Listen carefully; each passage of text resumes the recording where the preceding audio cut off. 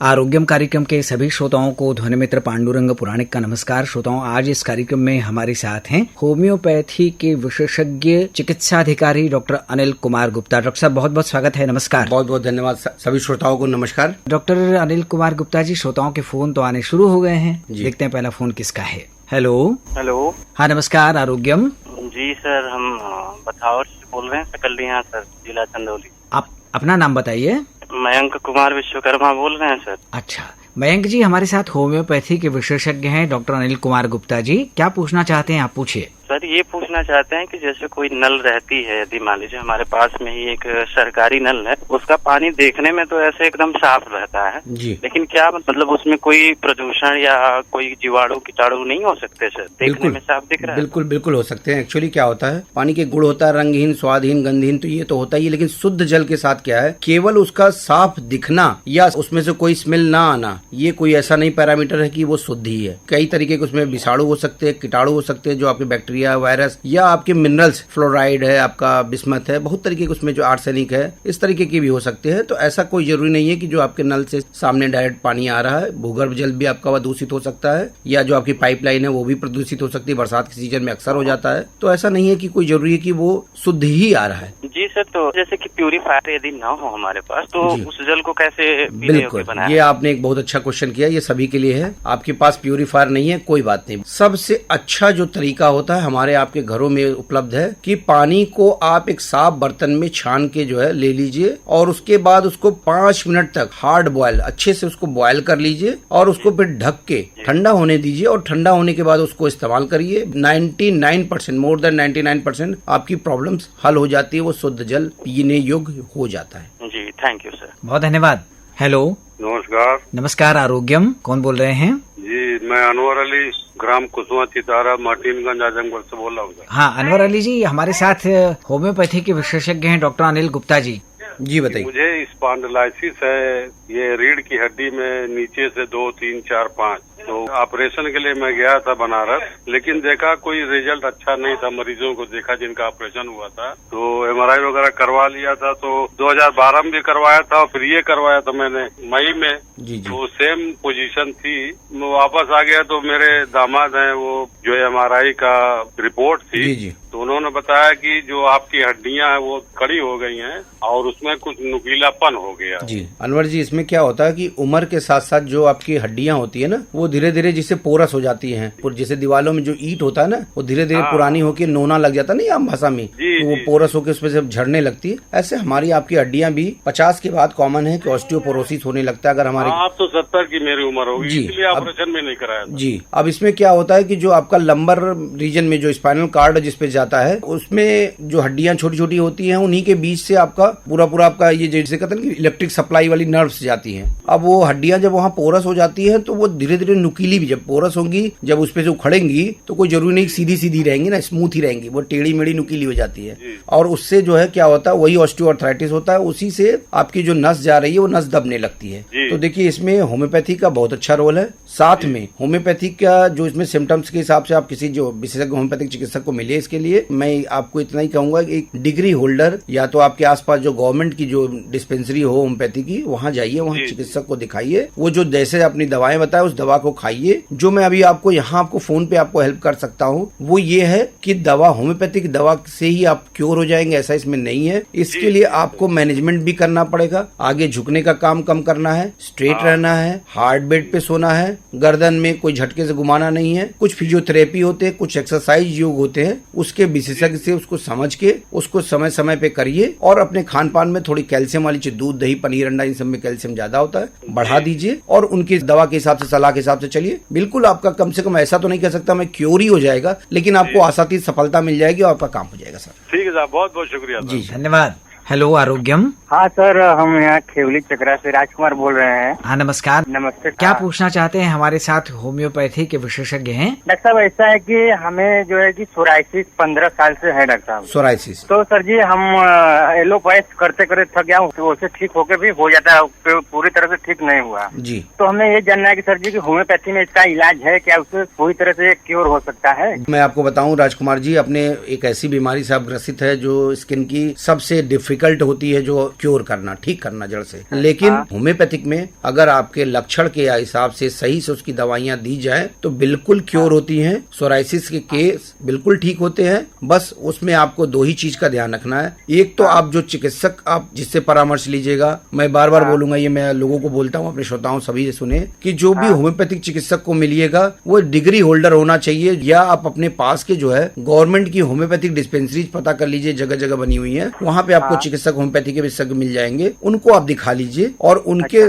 परामर्श के हिसाब से आप दवाइयाँ खाइए। दूसरी चीज आप ध्यान रखिएगा, इसमें समय लगता है क्योंकि सोराइसिस एक ऐसा जिद्दी चर्म रोग है जिसको क्योर करने में काफी समय लगता है। तो उसमें आपको थोड़ा धैर्य के साथ दवाइयों को आप सेवन करना है, जैसे वो आपको चिकित्सक सलाह दे उनके सलाह के हिसाब से चलिए। होम्योपैथिक में आपको राजकुमार जी मैं इतना एश्योर करता हूँ कि 99% केसेस में सोराइसिस में आपको रिजल्ट मिलता है। इससे ज्यादा मैं कुछ नहीं कहूँगा। अच्छा सर, ठीक है, नमस्कार, धन्यवाद। ठीक है सर, नमस्कार। हेलो, हेलो, नमस्कार। हाँ नमस्कार, आरोग्यम। हंसराज बिंद सर जी, बिंदनगर बवही से। अच्छा, हमारे साथ स्वामी विवेकानंद चिकित्सालय भेलूपुर वाराणसी के चिकित्साधिकारी होम्योपैथी के विशेषज्ञ डॉक्टर अनिल कुमार गुप्ता जी हैं। क्या पूछना है आपको, पूछिए। दूषित जल से बीमारियां जो होती हैं जी, वो जैसे हैंडपंप से हम लोग पानी पीते हैं हमेशा, जी जी, तो उसमें भी बीमारियां पैदा हो सकती हैं। बिल्कुल हो सकती है। मेन क्या होता है, आज की डेट में जो प्रदूषण जिस तरीके से जहां तक पहुंच गया है, हम कुछ मानवीय अभी इस तरीके की जो औद्योगिक क्रियाकलाप चल रहे हैं, जिस तरीके की दौड़ती भागती जिंदगी चल रही है, कहीं न कहीं सब जगह पानी, इवन हम लोग जो भूगर्भ जल है, जो जमीन के अंदर पानी पाया जाता है, उसमें भी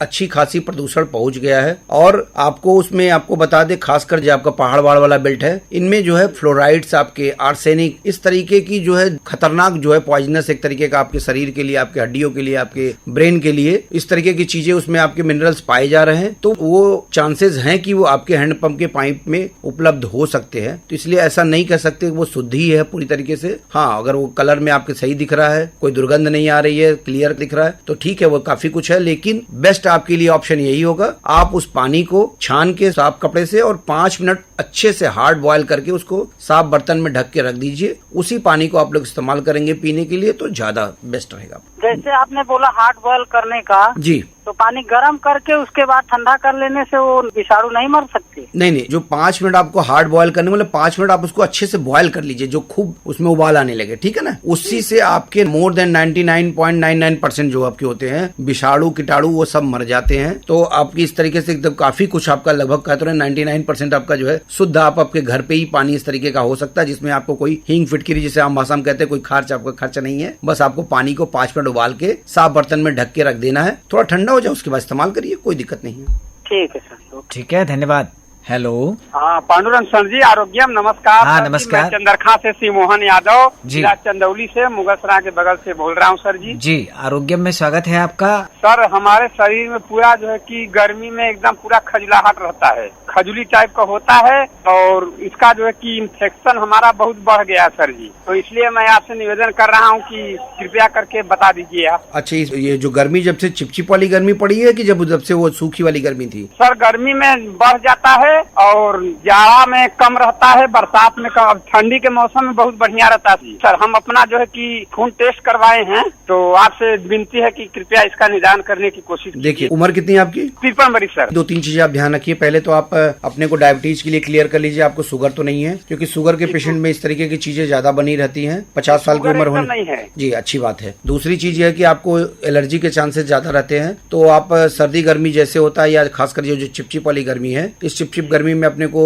जो सूती कपड़े पहने, बदन को गीला न रखें, पसीना होने के बाद कपड़ा जो है चेंज कर लें। जो अंडरगारमेंट आप लोग जो भी पहनते हैं उसको 2 सेट रख लीजिए, एक बार शाम में को भी बदल लीजिए, और कोई भी आप एक पाउडर उस पर डाले रखिए, तो ये बेहतर रहेगा। बाकी इसमें होम्योपैथिक में अच्छी दवाइयां आती है, कंडीशन के हिसाब से। फोन पे उस तरीके की दवाई से हम आपका इलाज नहीं कर पाएंगे, तो बेहतर ये होगा कि इसमें होम्योपैथिक में बहुत अच्छा रोल है। जो आपको प्रिकॉशन बताए वो करिए, और पास में जो होम्योपैथिक के जो चिकित्सक है या होम्योपैथिक का गवर्नमेंट का जो चिकित्सालय है, वहाँ पे जाके उनकी राय के हिसाब से दवाई चलाइए, बिल्कुल ठीक हो जाएंगे आप। सर, इसके लिए आपको बहुत बहुत धन्यवाद, और पांडुरंग सर जी को भी बहुत बहुत धन्यवाद। धन्यवाद, धन्यवाद। हेलो, आरोग्यम। आरोग्यम के साथ डॉक्टर साहब को भी प्रणाम है जी। पहाड़िया अशोक विहार कॉलोनी फेज 2, श्रोता दंपति अनिल रमा गुप्ता को। दूषित जल से होने वाले कौन कौन से बैक्टीरिया जनित रोग हैं और उनसे बचने क्या सावधानियां रखनी है, और कौन कौन से भोज्य पदार्थ जो है आजकल हम लोगों को परहेज करना चाहिए, इस पे आप अपनी रोशनी डालिए। गुप्ता जी, आपने पहले तो जो बोला कि आपने कि जो इस समय दूषित जल से जो बीमारियां हो सकती है बैक्टीरियल ज्यादा है। ऐसा नहीं कि बैक्टीरियल भी होती है, वायरल भी होती है और फंगल भी होती है, लेकिन जो सबसे ज्यादा कॉमन होती है वो बैक्टीरियल ही होती है। जैसे इस समय कॉमन है कॉलेरा है, उल्टी दस्त है जिसे बोलते हैं आप, या फूड पॉइजनिंग है। क्या होता है इस बरसात के सीजन में जो ये जो डैम्पनेस रहती है, इस डैम्पनेस में बैक्टीरिया, वायरस और खासकर फंगस को इनको ग्रो होने के लिए ये बेस्ट सीजन होता है। जरा सा भी उनको ये नमी बनी रहती है, इस नमी में वो अच्छे से ग्रो कर जाते हैं। तो इसलिए दूषित जल से या दूषित खाने से, दोनों से जो है इस तरह की कॉमन बीमारियां होती हैं। जैसे बैक्टीरियल में आपका बताया कॉलरा,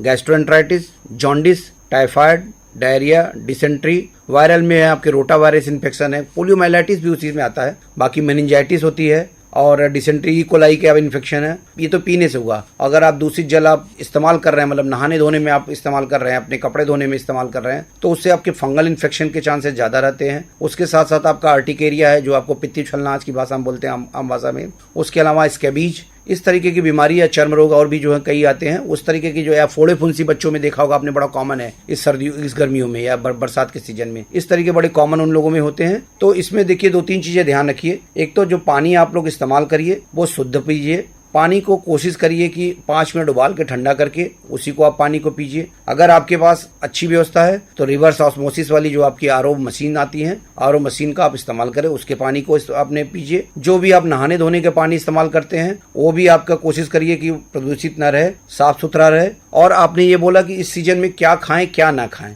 तो इस समय एक चीज ये है, मैंने ये बोला कि आपका जो खाना है वो पहले तो सुपाच्य होना चाहिए, हल्का आपका होना चाहिए। उसमें बहुत ज्यादा मसाले, घी, तेल अगर ज्यादा ना इस्तेमाल करें। दूसरी चीज, बर्तन में उसको ढक के ही रखिए, कुछ भी खुला ना रखिए। तीसरी चीज, कोशिश करिए जितना जल्दी हो सके उसको आप खा लीजिए। ये नहीं कि सुबह का खाना शाम तक, शाम का खाना अगले दिन, और आपने उसको फ्रिज में 2 दिन टिका दिया, जो कॉमन में अक्सर लोग करते हैं। तो इस तरीके का काम इस खासकर बरसात में कतई ना करें, ठीक है ना। उसके अलावा जैसे जिसमें फर्मेंटेड भोजन होता है, जैसे आपका दही है, आपका छाछ है, ठीक है ना, या आपको इस तरीके की आपने जिसमें फर्मेंटेशन होता है, जो आपके जैसे डोसा वोसा भी होता है, तो उसकी जो आप बैटर बना के रखते हो वो लंबे समय तक मत रखिए, क्योंकि वो फर्मेंटेशन बहुत ज्यादा हो जाता है और उसमें फंगस भी ग्रोथ करने लगता है। इस तरीके की चीजों का आप और अपने खाने में, और खासकर जो अभी जैसे पालक है, पत्तेदार सब्जियां हैं, इनको भी बचाइए, क्योंकि ये बरसात में इसमें कीड़े वीड़े लग जाते हैं। और जो भी सब्जियां लाए उसको अच्छे से धुल के, सुखा के, उसको ही आप लोग अपने इस्तेमाल में लाए तो बेहतर रहेगा। जी सर, और कि बरसात के दिनों में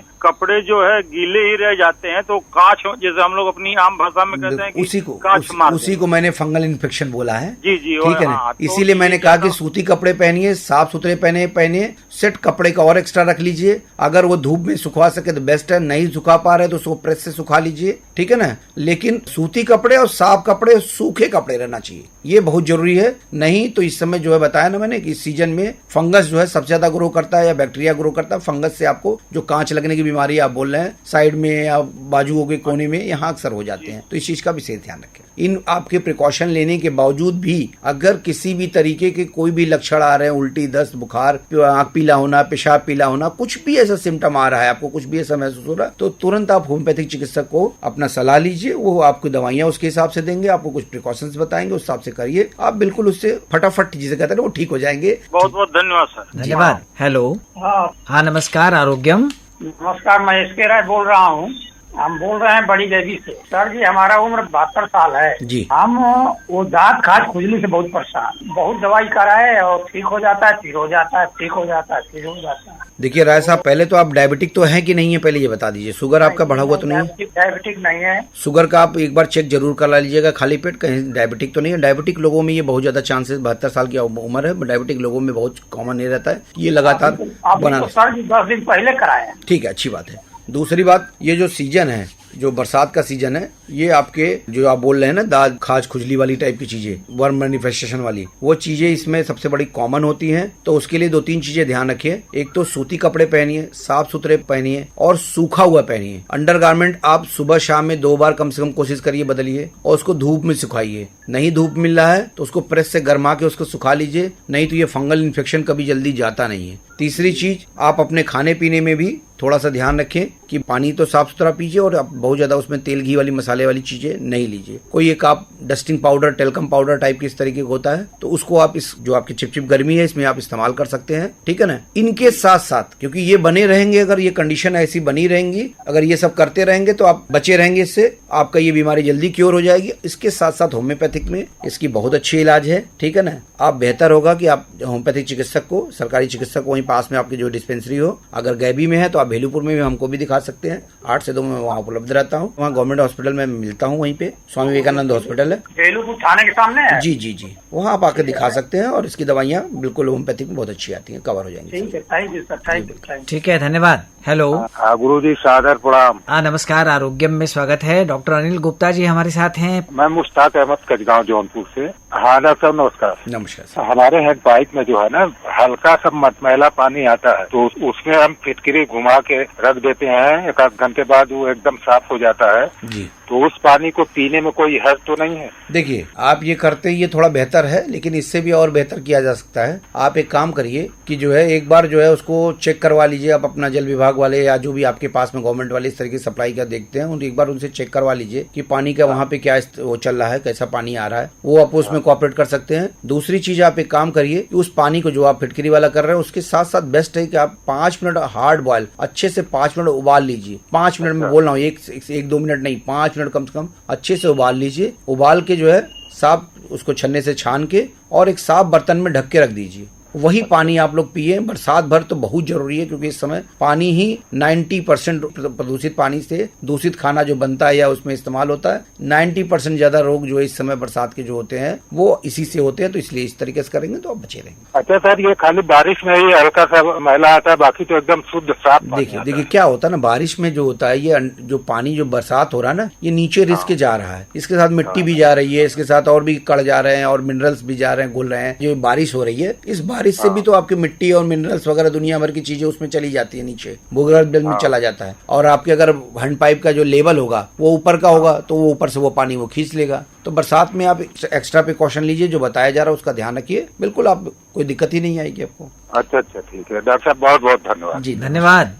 हेलो आरोग्यम। हाँ हेलो, नमस्कार। नमस्कार सर, हम मिर्जापुरा से विजय प्रकाश गुप्ता बोल रहे हैं सर। अच्छा, हमारे साथ डॉक्टर अनिल गुप्ता जी हैं, क्या पूछना है आपको, पूछिए। हमारे नल में से बराबर जो गंदा पानी आता रहता है और हम लोग एकदम परेशान हुए, पानी पीने के लिए तरस जाते हैं, दूर से कुआं से पानी लाना पड़ता है। इसमें क्या करें, हम लोग बहुत परेशान हो गए हैं। देखिए, अब उसके लिए आप कहाँ से जो हैं आप? हम मिर्जापुरा से बोल रहे हैं। अच्छा, तो कोशिश करिए कि आप अपने जल विभाग को इस बात को सूचित करिए। उनका काम है उसको जो है वहाँ देखना कि कहाँ से हो रहा है, कहीं सीवर की उसमें कनेक्शन कोई पाइप लीकेज वगैरह तो नहीं है, इसकी वजह से हो रहा हो, तो वो एक बार आप वहाँ पे अपना कंप्लेन दर्ज कराएं, इस तरीके से करें। दूसरी चीज, आप कोशिश करें कि आप पानी जो है, क्योंकि जो आपके हाथ में है वो तो आप वहीं कर सकते हैं, कि पानी को 5 मिनट जो है अच्छे से उबाल के ठंडा करके उसी को साफ बर्तन में ढक के रख दीजिए, वही पीजिए। उसके अलावा अगर आपके पास बेहतर विकल्प हो, आरओ आप लगवा सकते हो, तो आप आरओ का पानी इस्तेमाल करें। इस तरीके से करिए। बाकी आप इस बरसात में विशेष ध्यान रखिए, नहीं तो 90% बीमारियां, मोर देन 90% बीमारियां दूषित जल से होती, तो उससे आप बचे रह जाएंगे। धन्यवाद। हेलो आरोग्यम। हेलो, हाँ नमस्कार आरोग्यम। हम दुर्गा कुंड से बोल रहे हैं, गोपाल तिवारी। पूछिए, क्या पूछना है आपको। हमारी उम्र 70 साल की है। वो पेशाब की नली के ऊपर जो है जी, हम एक मशीन से सेकाई खूब बढ़िया से कर दिए थे जो है पेशाब की नली के ऊपर। हाँ, इसको हार्निया ही कहेंगे हम जो है। और वो न पेशाब को होने दे रहा है, न लेट्रिन को होने दे रहा है। अच्छा। और धीरे धीरे वो नस 13-14 साल से पेशाब लेट्रिन के रास्ते को चोक करता जा रहा है। अच्छा। न खाने दे रहा है, न पीने दे रहा है। हम बहुत जगह होम्योपैथ में इलाज कराए हैं जो है, तो ठीक नहीं हो रहा है। देखिए, आपने जो कंडीशन बताई, ये तो लग रहा है कुछ कॉम्प्लिकेटेड सर्जिकल कंडीशन लग रही है, जो आपकी बातों से लग रहा है। इसमें कहीं न कहीं ये सीवियर कुछ सर्जिकल कुछ कॉम्प्लिकेशन हो रहा है। तो अच्छा ये होगा कि आप एक बार जो है हमको ही, आप अगर दुर्गा कुंड में रहते हैं तो यहाँ पे स्वामी विवेकानंद अस्पताल है, उसमें होम्योपैथिक विभाग में मैं वहाँ पे हूँ। आप आके 8 से 2 के बीच में दिखा सकते हैं, एक बार देखें आपका पूरा। 8 से 2 के बीच में परसों आएंगे। ठीक है, आइए आप अपने साथ सारे जो भी आपके पुराने इलाज के या जांच के पर्चे वर्चे कुछ भी हो वो सब लेके आइएगा, उससे आपका पुराना का आइडिया लग जाता है तो उस हिसाब से अच्छे से इलाज किया जा सकता है। ठीक है, धन्यवाद। हेलो आरोग्यम।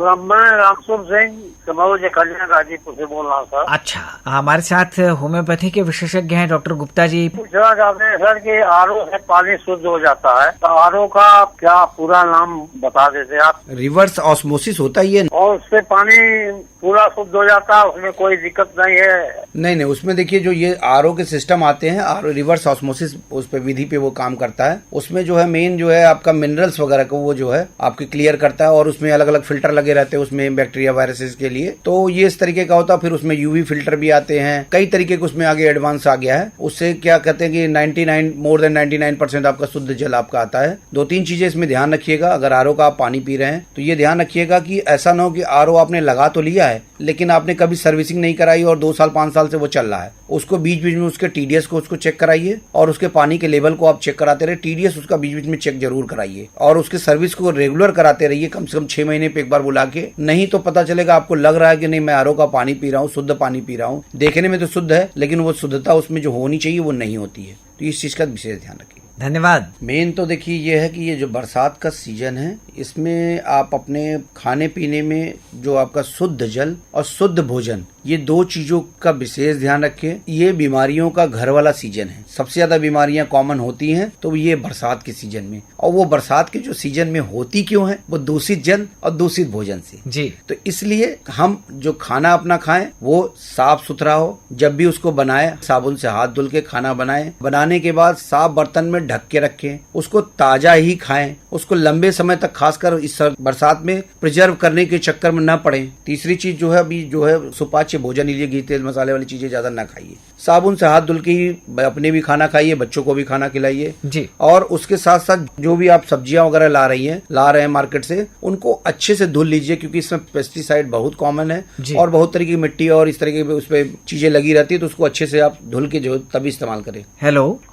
हाँ, नमस्कार आरोग्यम जी सर, प्रणाम। मैं राजा राम कालिका धाम सेवा परिवार आंटी से बोल रहा हूँ जी। समय यूरिक एसिड भी बढ़ गया है। हाँ, यूरिक एसिड अगर आपका बढ़ गया है तो उसके लिए आपको प्रोटीन वाली डाइट आपको कम करनी पड़ेगी। जैसे अगर आप नॉनवेज खाते हैं तो आप नॉनवेज को बंद कर दीजिए। दूध, दही, पनीर, अंडा, इन चीजों में भी प्रोटीन ज्यादा होता है, दाल वगैरह में ज्यादा होता है, थोड़ा इसको लिमिटेड कर दीजिए। पानी खूब पीजिए क्योंकि यूरिक एसिड को फ्लो करने के लिए जितना ज्यादा आपका यूरिन बनेगा, पानी ज्यादा पीते रहेंगे यूरिन बनेगा, आपका यूरिक एसिड का लेवल भी डाउन होगा। ठीक है ना, तो ये चीज का विशेष ध्यान रखिए और थोड़ा टहलते रहिए, मूवमेंट करते रहिए। ये ना हो कि एकदम स्लगिश लाइफ जी रहे हैं ना आप टहले, कम से कम 3 से 4 किलोमीटर प्रतिदिन जो है टहलिए और एक्सरसाइज करिए। इससे भी आपका काफी कुछ कवर हो जाएगा। अगर जरूरत पड़ती है तो आप होम्योपैथिक दवा के लिए टहलना सर यूरिक एसिड के लिए कवर करेगा? बिल्कुल बिल्कुल, बहुत अच्छा काम करता है इसमें। ठीक है, धन्यवाद। डॉक्टर अनिल कुमार गुप्ता जी, आयुष्मान कार्ड की बात आजकल बहुत हो रही है और ये सरकार की ओर से एक बड़ी अच्छी सुविधा है जी। तो इस संबंध में भी हम अपने श्रोताओं को जरूर आपके माध्यम से जानकारी दिलवाना चाहेंगे। आयुष्मान कार्ड एक्चुअल है क्या, ये कहाँ बनता है,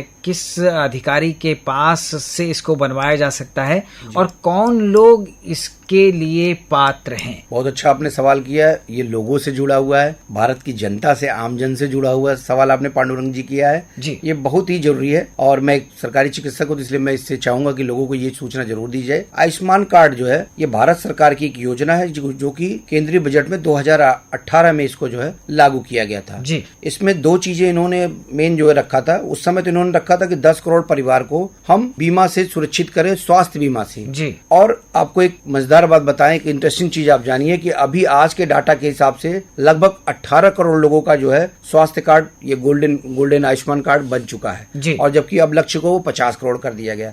दूसरा, इसी के साथ साथ 1 लाख हेल्थ वेलनेस सेंटर आपने हर कोई ने अपने आसपास में देखिए गाँव में हेल्थ वेलनेस सेंटर वहाँ पे खुल गए हैं। वहाँ पे एक CHO होते हैं और पूरा एक टीम होती है वहाँ, वो आपको कार्ड भी बनाते हैं और सारी जो आपको मेडिकल फैसिलिटीज मिनिमम प्रोवाइड कराते हैं जी। पात्रता के लिए क्या है कि इसमें 2011 की जो जनगणना थी जी, उसी के हिसाब से इसमें से पात्र की सूची ली गई है। आप उसमें जो है जो पॉवर्टी लाइन के नीचे BPL कार्ड जिनके पास है जी, उन लोगों को उसमें सम्मिलित किया गया है। उनके घर में कोई 4 व्हीलर नहीं होना चाहिए, 2 व्हीलर नहीं होना चाहिए, पक्का मकान किसी के नाम से नहीं होना चाहिए जी। इस तरीके की चीजें हो और आर्थिक और सामाजिक तौर से बिल्कुल पिछड़े हों, जी। उन्हीं के लिए ये कार्ड बन सकता है। जी दूसरी बात, कौन बनवा सकता है? बनवाने का ये है कि ये जो है पहले से सूची बन चुकी है जी। अब वो सूची में कोई अमेंडमेंट इधर नहीं हो रहा है। तो क्या करना है कि आप इसके लिए पात्र है कि नहीं, आप क्या बना है कि नहीं, आप जो है पास के कॉमन सर्विस सेंटर जो बने हुए हैं जी। उनमें चले जाइए और वहां पे एक वेबसाइट है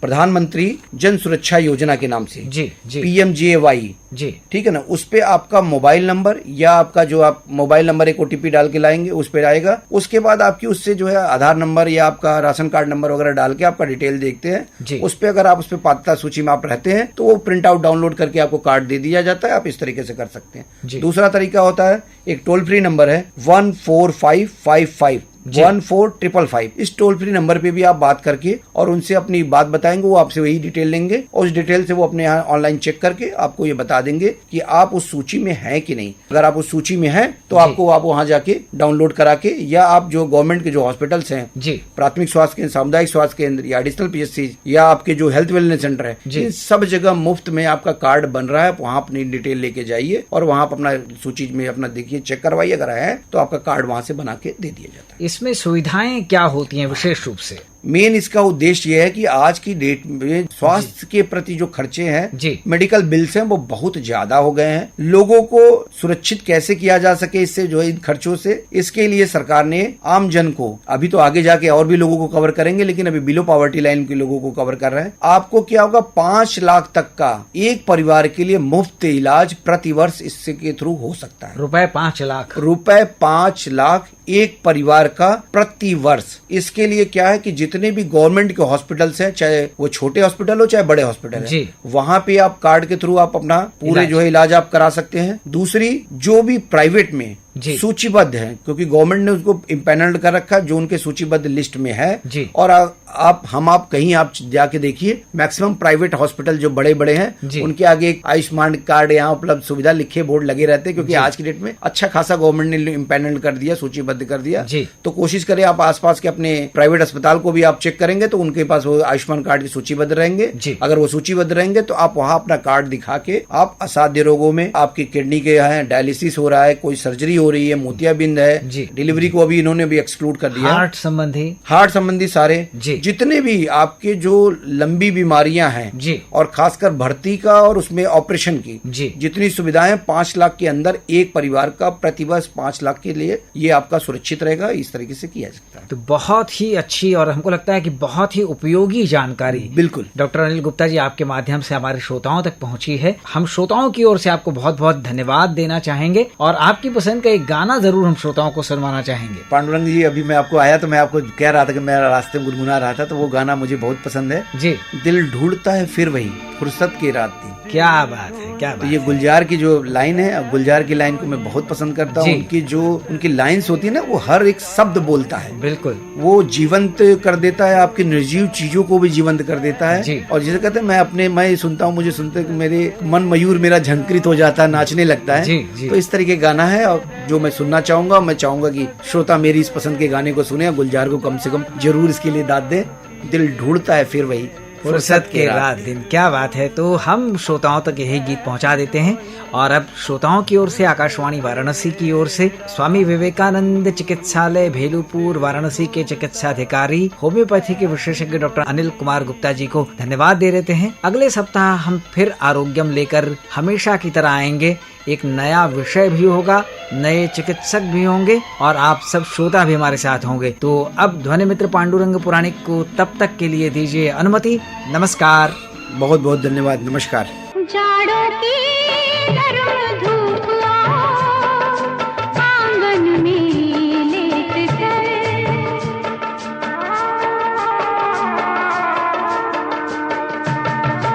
जाड़ों की गर्म धूप आंगन में लेट कर, आंखों पे खींच कर तेरे दामन के साए को